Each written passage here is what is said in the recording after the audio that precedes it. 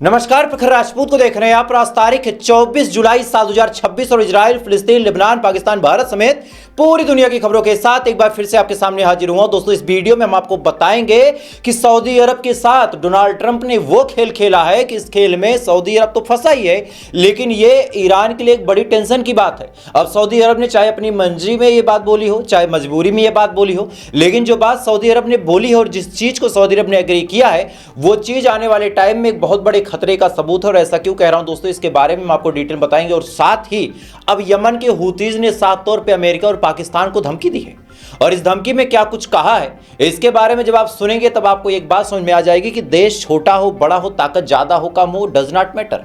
अगर जज्बा जिंदा है, जिगरा बड़ा है, तो आप बड़ा काम कर सकते हैं, और अगर जज्बा बड़ा नहीं है, जिंदा नहीं है आपका जमीर, तो आप कुछ नहीं कर सकते। और साथ ही दोस्तों, इस वीडियो में हम आपको यह भी बताएंगे कि ईरान ने कुवैत समेत अलग अलग जगहों पर बड़े हमले किए हैं, और इस हमले में कितना नुकसान पहुंचा है, क्या कुछ हुआ है, वो भी हम आपको सबूतों के साथ बताएंगे दोस्तों। और साथ इस वीडियो में हम आपको यह भी बताएंगे कि समय ईरान ने अलग अलग देशों के, उसमें सऊदी भी इन्वॉल्व है, कतर भी इन्वॉल्व है, साथ ही यूएई भी इन्वॉल्व है, उसके पावर प्लांट को बिल्कुल अपनी मिसाइल के नोक पे रखा है।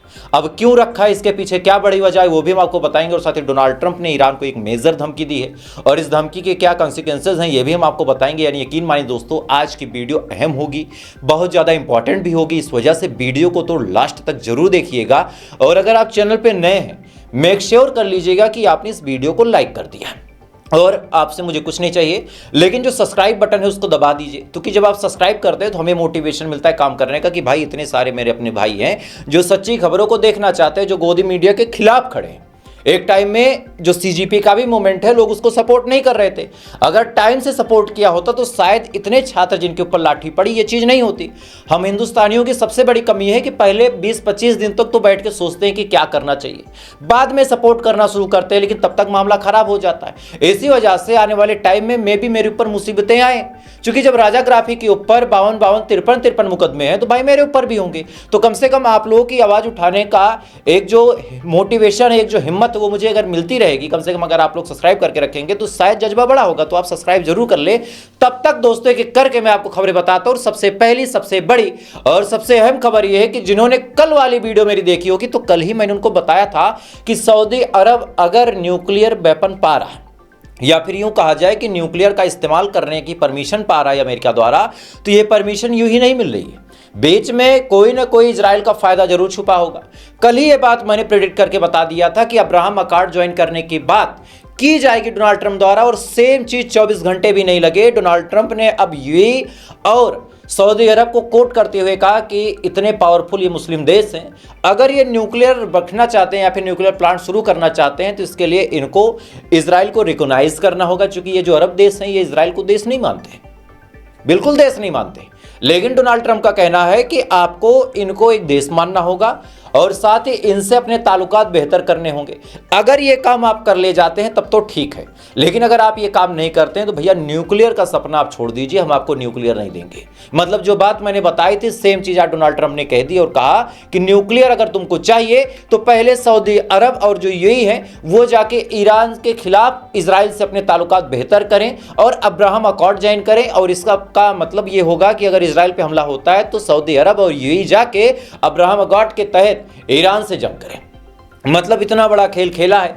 अब डील साइन हो गई, लेकिन शर्त फंसा दी गई है, तो जाहिर सी बात है सऊदी अरब ज्वाइन करेगा ही करेगा। यूएई ने कर लिया, सऊदी अरब करेगा। आने वाले टाइम में आपको ये बात देखने को मिल सकती है। खैर, इधर ये तमाम चीज दोस्तों चल ही रही है। इधर जंग के दौरान एक बड़ी अपडेट ये निकल के सामने आई कि जो क्रूड ऑयल अब तक 70, 75, इवन $80 प्रति बैरल था, अब उसका दाम बहुत ऊपर भाग रहा है, $100 की तरफ लीड कर रहा है। और ये तब से इजाफा हुआ है जब से जो हुतीज ग्रुप है उन्होंने बबल वनडे बंद कर दिया।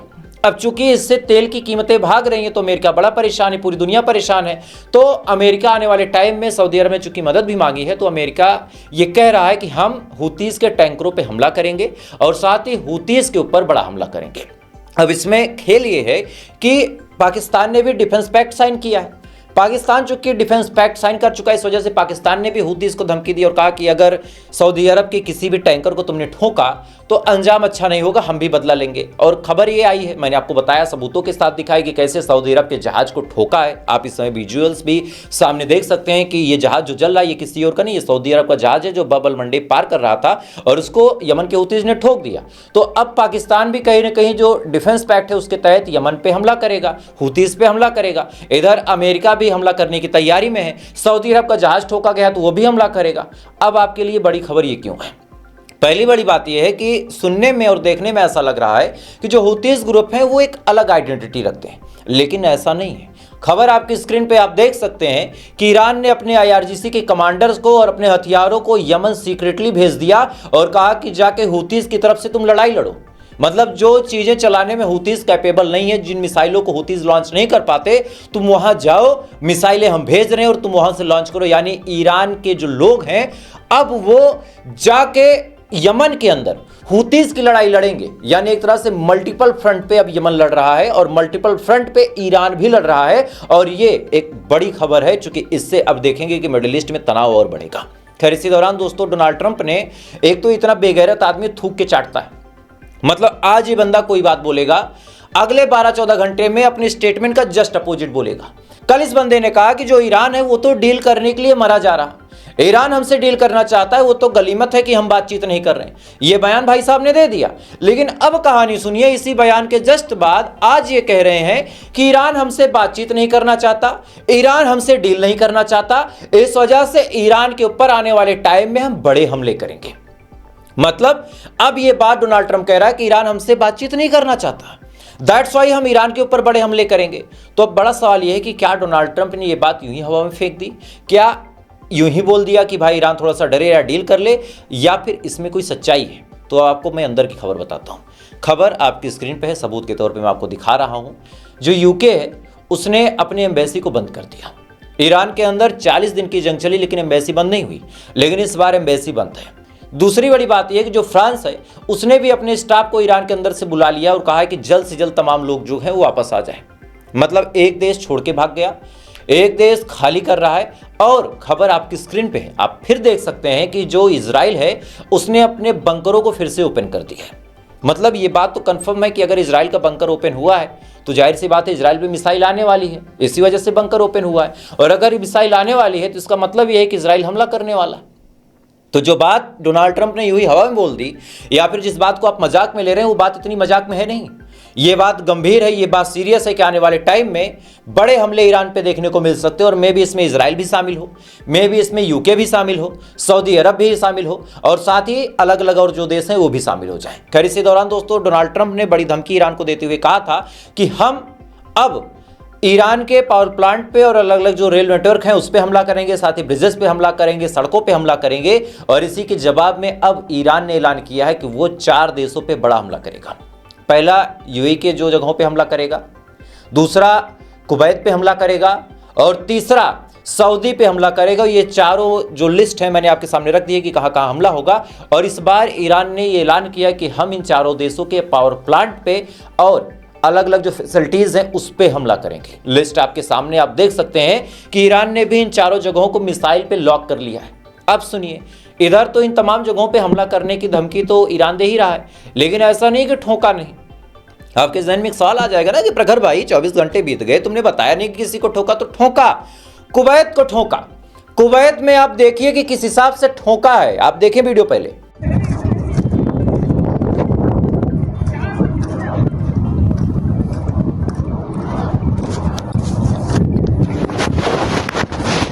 इसके अलावा दोस्तों कुवैत के पावर प्लांट का मंजर देखिए कि कुवैत के पावर प्लांट पे किस हिसाब से हमला हुआ है। एक कार वाला जा रहा था, उसने इस वीडियो को रिकॉर्ड किया है। वीडियो में देखें आप कि कुवैत के ऊपर किस हिसाब से हमला हुआ है।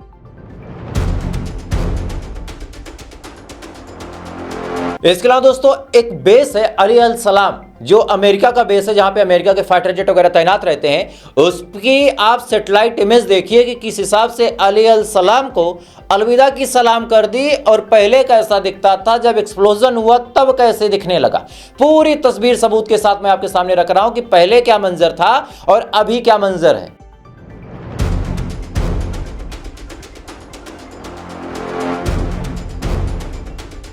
इन तमाम वीडियोस में आप साफ तौर पे देख सकते हैं कि ईरान के हमले बिल्कुल सटीक थे और इन हमलों में तगड़ा नुकसान पहुंचा है। अब इतना नुकसान पहुंचा है कि चाहे मार्को रूबियो हो गया, चाहे पीटर हेग्सेथ हो गया, चाहे डोनाल्ड ट्रंप हो गया, अब इनको जवाब नहीं सूझ रहा है। आज पीटर हेग्सेथ भाग रहा था, मतलब जा ही रहा था पहले, लेकिन पत्रकार ने इससे पूछा कि एक बात बताओ, जो हमारे 18 सैनिक मारे गए अभी रिसेंट के हमले में, उसमें तुम्हारा क्या जवाब है। अब यह सवाल जब दुग्गल साहब से पूछा गया, तब दुग्गल साहब ऐसे मुंह छुपा के यूं निकलते नजर आए। वीडियो देखें आप। Secretary Jacob from TMZ, one question, and that is it. How are you going to end this war? Secretary, what's your message to the 18 dead military families? Are Iran's capabilities too sophisticated to protect U.S. forces? इस video में आप साफ तौर पे देख सकते हैं कि किस हिसाब से पीटर हेग्सेथ, जो पूरी दुनिया की आंखों में आंखें डाल के धमकी दिया करता था, आज पत्रकारों के सवालों से भाग रहा। इसके अलावा डोनाल्ड ट्रंप ने तो हद कर दी। डोनाल्ड ट्रंप से सवाल पूछा गया कि भाई साहब एक बात बताओ, ये जो हमारे लोग मारे जा रहे हैं जॉर्डन के अंदर, अलग अलग देशों के अंदर, उसमें किसकी गलती है। डोनाल्ड ट्रंप ये कह सकता था कि भाई हमने जंग शुरू की है, जंग में तो कैजुअल्टीज होती ही रहती हैं, लेकिन डोनाल्ड ट्रंप ने ये बयान नहीं दिया। डोनाल्ड ट्रंप का कहना है कि हमने जो हमला किया था उसमें तो हमारी कोई गलती नहीं थी, लेकिन ईरान ने जो हमला किया और हमारे जो सैनिक मारे गए उसमें सीधी सीधी गलती जॉर्डन की है। मतलब इन्होंने इल्जाम लगा दिया कि जॉर्डन ने चूंकि हमारा बचाव नहीं किया, या फिर यूं कहा जाए तो ईरान ने एक बार थैंक यू भी बोला था जॉर्डन को और कहा था कि आपकी इनपुट की मदद से हमने ये काम किया। मतलब खेला खेल दिया था ईरान ने और आपस में लड़ाने का काम कर ही दिया था, क्योंकि ईरान भी बड़ा दिमागी है, बहुत पतली दिमाग की खेल खेलता ही। तो अब उसी को कोट करके आज डोनाल्ड ट्रंप का कहना है कि जो हमारे सैनिक मारे गए वो जॉर्डन की गलती। सुने जरा। They did slip something through in Jordan, and if we had other operators, would have not happened, unfortunately. But because we have the best equipment in the world, we've stopped almost everything.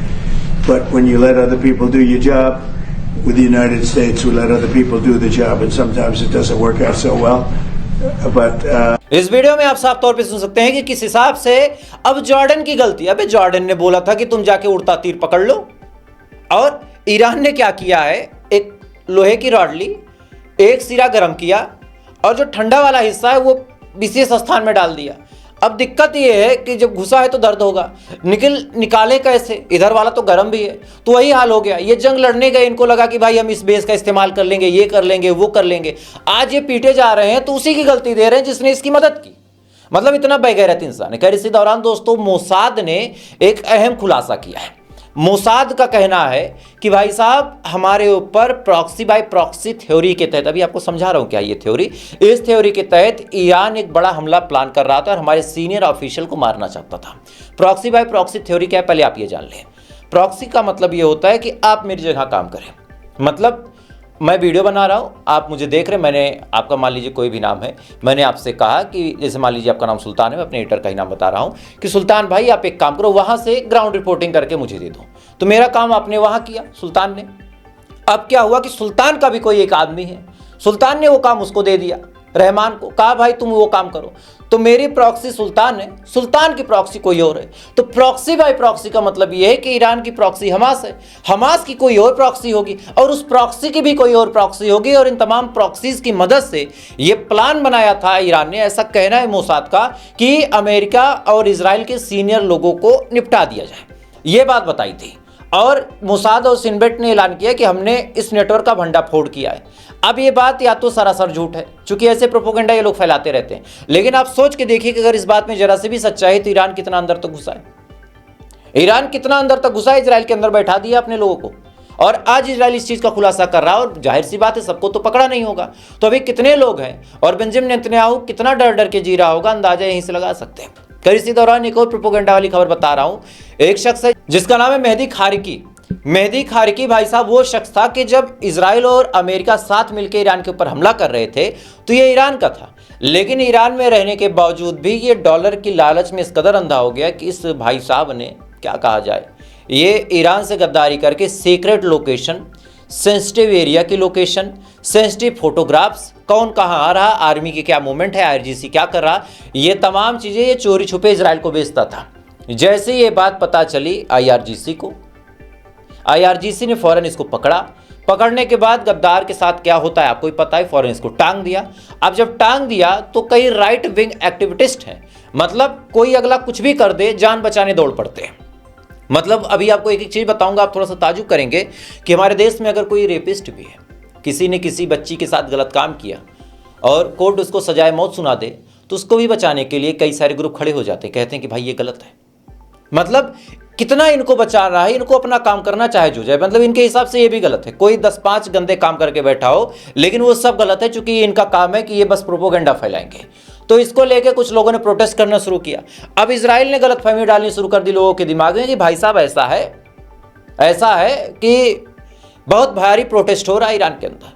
भाई मैंने अपने सारे लोगों से पूछ लिया जो Iran में मेरे लिए, मतलब थोड़ा सा खुल के नहीं बोलूँगा, छोड़ो, उनसे सबसे पूछ लिया।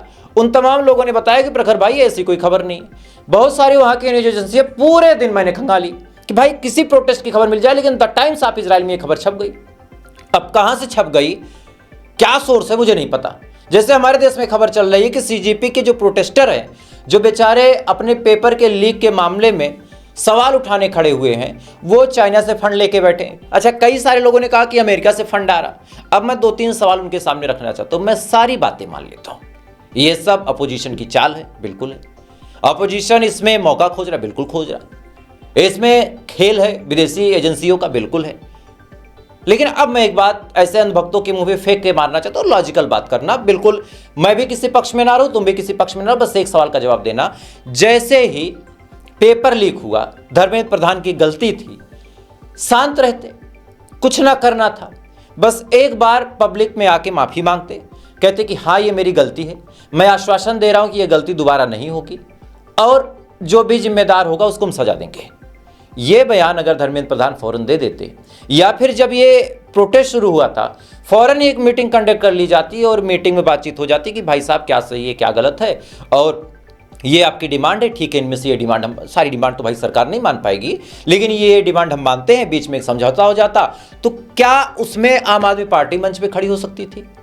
अगर पहले दिन सरकार प्यार से सॉर्ट आउट करती है, कोई पाकिस्तान से आए हुए लोग तो थे नहीं, ये बांग्लादेश का बॉर्डर तो था नहीं, ये आपके अपने लोग थे, ये आपके अपने छात्र थे, समझ रहे हैं, ये आपके अपने छात्र थे, लेकिन आपने इनसे बात करना जरूरी नहीं समझा, तो फिर अब आप इल्जाम लगा रहे हैं कि ये विदेशी लोग हैं।